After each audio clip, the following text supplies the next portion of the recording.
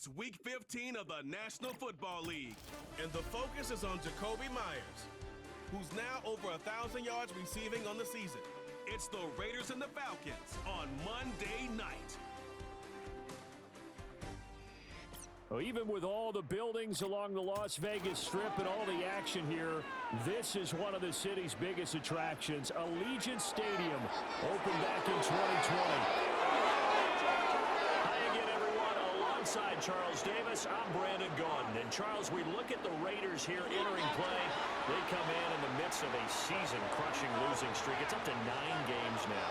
And I don't have a PhD in psychology, but you can see it in their body language. This is not a team that is organized and been ready to play.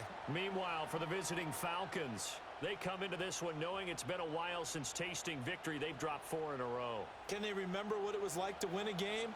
In these types of situations, you're looking for someone to inspire you, and it doesn't have to be one of your best players either.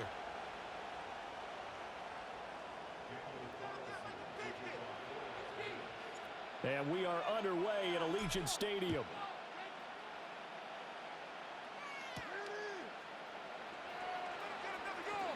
Oh, a good-looking return set up here. And they'll start this drive just across the 30. Pretty nice work on the return.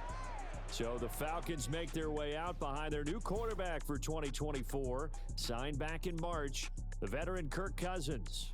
Not bad for a 4th-round draft pick. Well over 100 career starts now.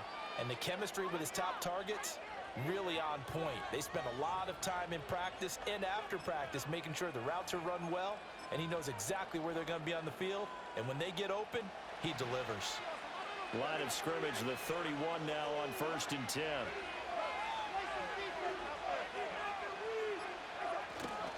A run for the first time with Bijan Robinson. And he's got a good gain of 7 up to the 37. A nice run here early on. It doesn't take a great play caller to realize you want to establish a guy of his caliber who runs like this early because they'll pay dividends as the game progresses. On 2nd down, another shot for Robinson. And this won't be enough to pick up the first. A gain of 2, 3rd and 1. You look at this Raiders defense. They come into this one down at the 27th position in the league, Charles, against the run. And stopping the run, that's been an issue for them all season long. Aren't you glad that you're not coaching the defense right now? I'm very glad. They said that they've seen it in doses, but very, very small. Throw left side is complete on the diving effort. Defense was expecting run, and they're dealt a pass of over 15 yards. And the key number on that play, 3. 3rd play of the drive, 3rd down, spectacular catch, turns into a 1st down. 1st down saves them from a 3 and out.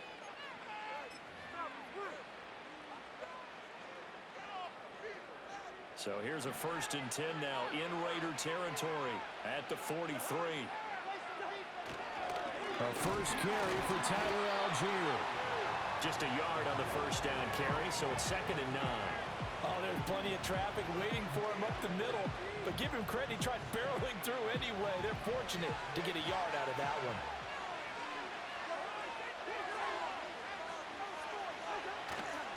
Here's Algier again on 2nd down. And very little there. He might have gotten a yard. Yeah, I think he got a yard to the 41. Whenever we talk about the best strong safeties, one word constantly comes up, and that's instincts. Being able to diagnose run or pass and make the appropriate moves. He crashed down hard there. He was ready for that running play. Got a man. It's caught inside the 10. Touchdown, Falcons. Drake London with touchdown number 7 on the year. And the Falcons are on the board first here in Vegas. Well, Charles, here in their opening series, they said they had certain plays scripted for certain players. That looked like a well-designed play to get one of their top targets involved. Yeah, let's face it, Brandon. A player of his talent is a problem for any opponent to defend, and we saw it right there. They tried to deny an open lane to him.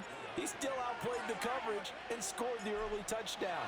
Good luck trying to figure out how to defend him as this game moves on. The PAT up and good, but hold on a second. There is a flag. Personal foul. Roughing the kicker. Defense. Uh-oh, flag comes out here. This is going to be roughing the kicker. When you're going back there on the kick block, you've got to go to the right point. That didn't happen. Ran into the kicker. The penalty flag had to come out. After the roughing penalty on the PAT, they'll kick off from 15 yards further upfield. And no run back forthcoming, so this will come out to the 30. So here comes the Raider offense now onto the field. And leading them out there, we get a look at their 6'3" quarterback. And you know how scouts always talk about checking all the boxes? I think this young man does exactly that when you're looking for an NFL quarterback. Proven leader. Teams went 43-6 while he was in college. Has speed, dual threat ability, and the production off the charts while he was in school, and also did a nice job of limiting turnovers. When you put it all together, there's a lot to be excited about for this young quarterback. And he gets this to the 35. Good for a gain of 5. A quick burst there, and he nicely bit off a pretty decent gain. Ball on the 35. Here comes 2nd and 5. Here's Ritter. Looking left side, and he's got a man. That's Marshall. And he'll go out of bounds, it looks like, right at the 40. So give him 5 yards there on the pitch and catch. And they'll be faced with a 3rd and inches.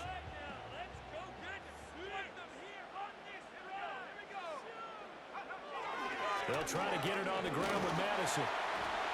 And he brings this up to the 46. Good enough for the first. It's a 7-yard gain and good enough to move the chains. The Raiders at 2-11 now on the year. And they come in the midst of a season-crushing losing streak. It's up to 9 games now. And this is a team that's not shown much consistency during this losing streak because they've never really looked like they've been ready to play. You question their motivation. You wonder what's going on with them. And I don't have a PhD in psychology, but the body language, it's awful. And nothing much materializing there on the first down run. He'll get a couple, and that's it. You talk about this Falcon defense. Against the pass, they're hoping to trend in the opposite direction because right now they're ranked number 26 in the NFL. And I think you're going to see some changes in the offseason, whether it's through the draft, free agency, maybe even both. They definitely need some help in the secondary. Back to throw, Ritter. Now he'll dump it underneath to his running back, complete. And that's going to be good for another first down as the tackle's made at the Falcons' 33. 19 yards there on the catch and run. This is an offense that's near the bottom of the league in rushing, so defensively coming in, you've got to know you're going to see the ball in the air a lot. And that time, it's a completion and a first down on this opening drive. From Falcon territory now, here's 1st and 10. Down at the 33. They'll go Madison up the middle. And able to get this to the 31. Certainly a nice job there by the defense rallying to the football and getting him on the ground, but I think the play gets made by the defensive front because if they can't get upfield, their job is to go ahead and get low, almost get into a ball sometimes, stack things up, and make it difficult for the runner to find a hole. Heck of a move and then brought down near the 23. That will go as a pickup of 7 on the 7th play of the drive. It's funny, throughout the time that we've been together, when we talk with running backs about the ability to catch the ball, their eyes light up when they talk about open field and having one-on-one matchups, don't they? Yeah, they do. And that's the reason why. What we just saw, shedding those tackles, and that's what they're used to doing. It is, and it starts at the beginning of the play. One-on-one matchup if someone's trying to cover them, but they also like those one-on-ones downfield after the catch when they're running with the ball. They think they're going to win those too. Flush to his right. And he'll just toss it away. So he throws it away, and that brings up 4th down. One thing you always worry about when he breaks the pocket is he going to take off with it? That time, the pressure was starting to close in, and he's just got to throw this one away. The kick by Carlson is good, and they are on the board, but still trailing. It's 7-3. So both teams come away with points on their opening drives. Now they still trail. They answered the touchdown with a field goal, but at least able to break that goose egg here early. And that is what's important, right? Because they didn't let that initial touchdown go unanswered. Took the ball themselves, moved it downfield, and put it through the post for 3 points. Game on. And we will not have a run back here. It's a touchback, and it'll come out to the 20-yard line. The Falcons offense, led by their running back, headed out for the second possession. And they've used him quite a bit in the passing game as you take a look at the NFL leaders in receiving yards by a running back, and he's right there in the mix. About set to begin their next drive, the Falcons offense at the line.